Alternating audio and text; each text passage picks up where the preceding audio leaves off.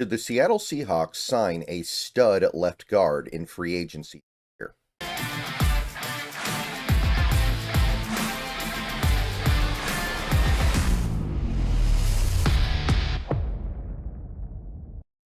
What's going on, everybody? Good morning. Hope you guys are doing well today, and it's time that we get started. We will start down the path of trying to unpack this upcoming free agency class. It is the annual free agency primer, and it starts in this video. It's going to end up being a lot of videos, and some of those videos are going to be less interesting than others.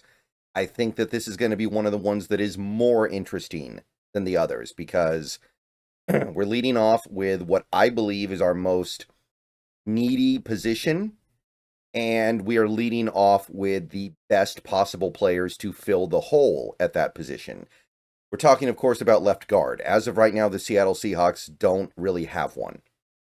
If the season started tomorrow and contracts that were set to expire in a month expired right now, then I think that you'd probably see Christian Haynes starting at left guard. Maybe you'd bump over Michael Jarrell. I don't even know. Like, Laken Tomlinson's contract is expiring when free agency starts, so he's not part of this consideration on any level. Even if you think he's good, which I don't, he's not under contract in 2025. So, we need to find other solutions here. Not only do we need to find a starter, we also need to find depth.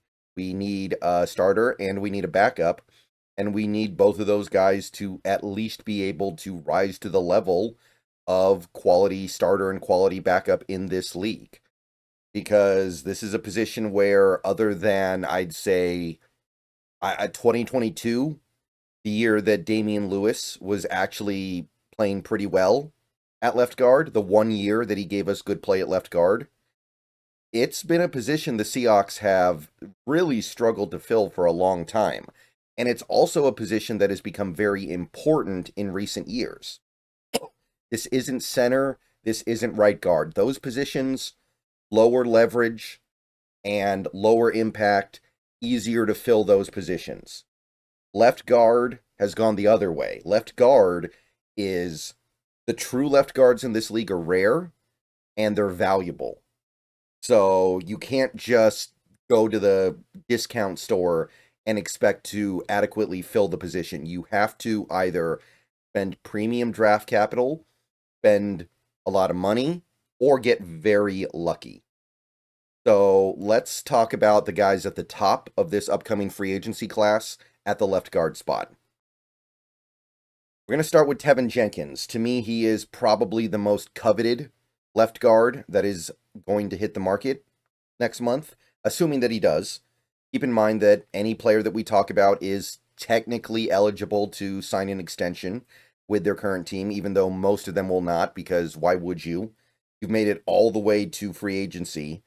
May as well actually get to the actual free agency. But Teven Jenkins, drafted by the Bears in the second round in 2021, he was considered to be a first-round pick that year. I remember he was considered a steal. He was drafted as a tackle, but his time in the NFL has mostly taken place at guard. In the last 2 years, he's been playing left guard. Now, he hasn't played a full season yet. He's missed non-trivial amounts of time each of his 4 seasons in the league. In 2021 in particular, he barely played at all. But you can see that he is playing at least 12 games a year. So it's not like he's only playing 5 or 6. And there could be some noise in a sample size this small. He could be unlucky. I don't know if we can say he's injury prone yet. And when he does play, it does seem like he plays quite well. Go to Pro Football Focus, this most recent season, 2024, he provided very good play.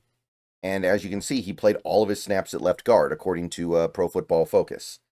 He allowed 17 pressures across about 500 pass block snaps. And remember, he's playing on that Bears offensive line that was giving up pressure left, right, and center. So he was not the problem in that regard. So we can see a good grade with pass blocking. We can see a good grade with run blocking.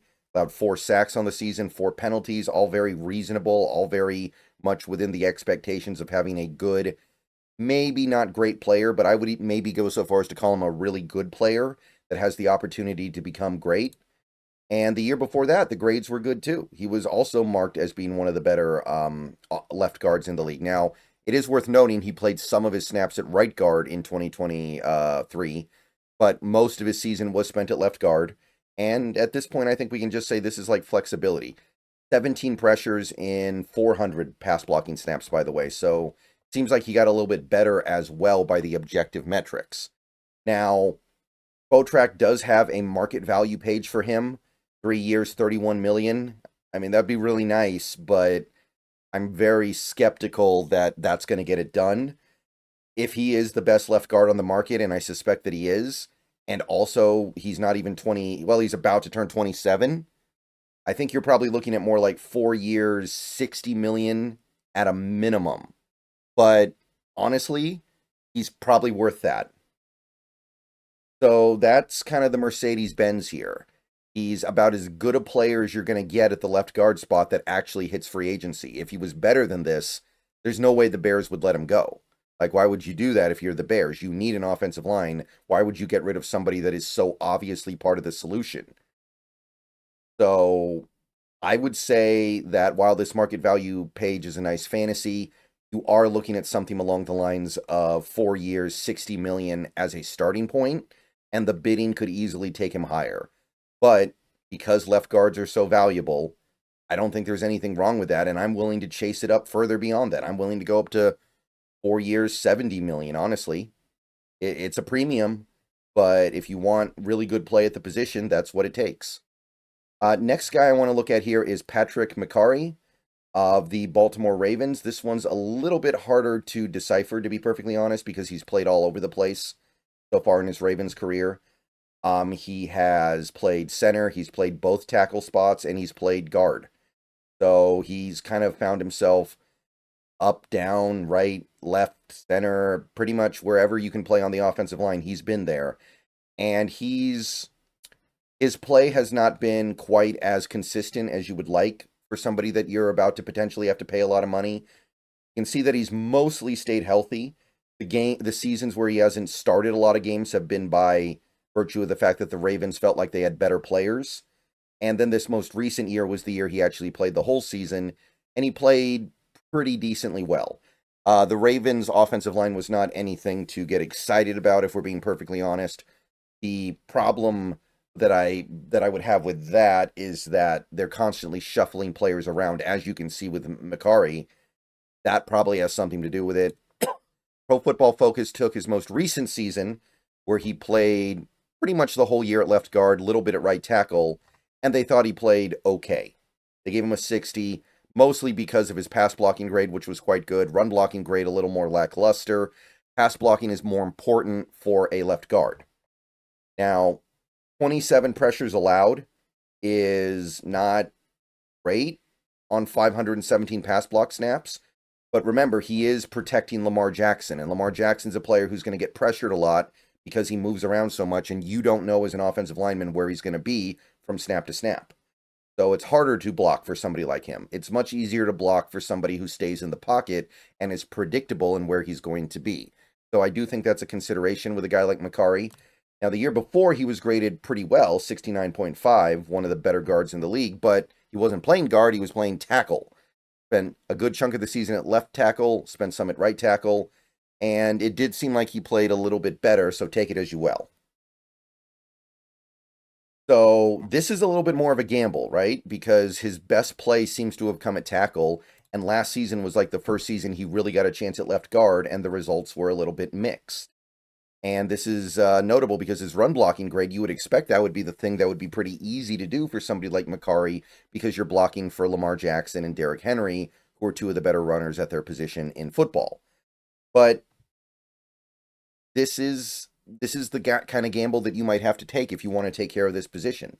Like, it's not perfect.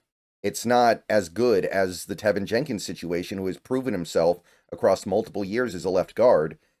But this is the nature of the left guard spot. There aren't a lot of true left guards out there, and if you're not willing to pay the premium of the premium, you're taking risks.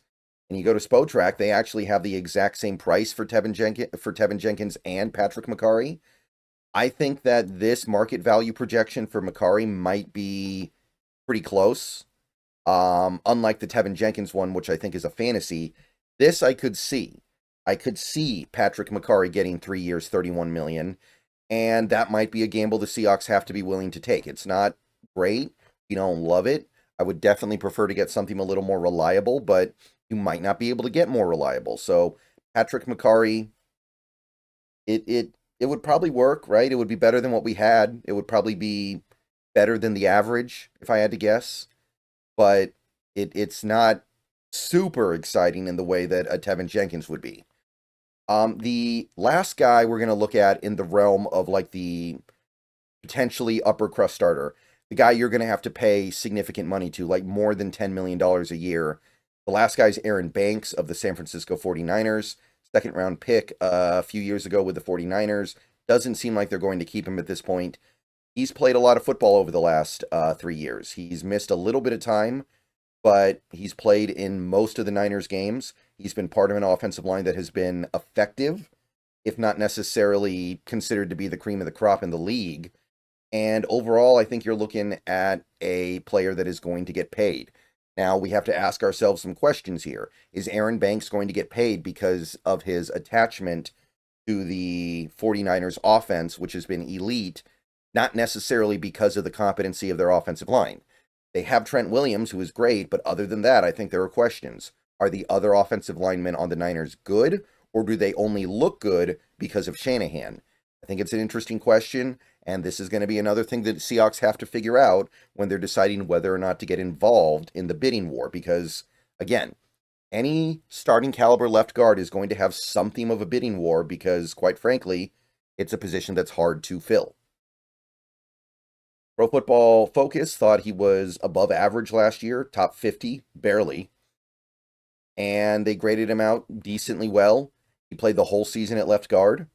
Almost 500 pass block snaps, 25 pressures. It's not stellar, but he only allowed 1 sack. Shout out to Brock Purdy. 5 penalties, workable. Not anything that I would consider to be a capital offense. Year before that, graded out not so well. They thought he was below average, which is kind of interesting because they also thought he allowed 0 sacks on the season, and he's playing the whole season at left guard. 23 pressures on almost 500 pass block snaps, by the way, would not be considered all that bad either. But this is kind of where you wonder about the Shanahan effect. Neither of these seasons are considered to be all that good by PFF. So if you take the last 2 seasons and average them out, they think he is about an average left guard in this league. So is there a Shanahan factor here? And do you want to avoid paying big money to somebody who is probably benefiting tremendously from his situation? The numbers are good, but Brock Purdy proved last year he's got some real mobility, some real ability to escape sacks. So this one's tough. This one's difficult. Now, Spotrac does estimate him at coming in just under $10 million a year. They have 3 years, 29.1. So that's $9.7 million per year. If I had to guess, I'd say it's going to go a little bit higher than that because, again, the nature of a player like this at a position like this is that they are going to command the best case scenario of what they can make. People are going to look at Aaron Banks, and some people are going to say, he's not that good. He's a Shanahan merchant. He did this, he did that. But ultimately, somebody out there who is in control of a football team is going to say, well, yeah, but he's been part of the best or one of the best offenses in the league for the last 3 years. He's been part of a team that played in the Super Bowl, part of a team that made the NFC title game, part of one of the more successful teams in the league over the last 3 seasons. So, yeah, we're gonna pay him the premium. So I don't think you're going to get away with $9.7 million per year for Aaron Banks. I could see 3 years, but I think you're talking more 36, 39, maybe even 42 million. And I do have reservations on that. But I also think that he's probably better than Laken Tomlinson by a pretty good margin. And I also think that if you really want to take care of this position, you might just have to shrug your shoulders and sail it down mid with a guy like this. If you don't want to spend the Tevin Jenkins money, if you don't want to give the 4-year deal, this is kind of the next step down from that. Let me know what you guys think. I'll see you guys later. More videos coming soon. Go Hawks. That's my take on the top of the left guard market.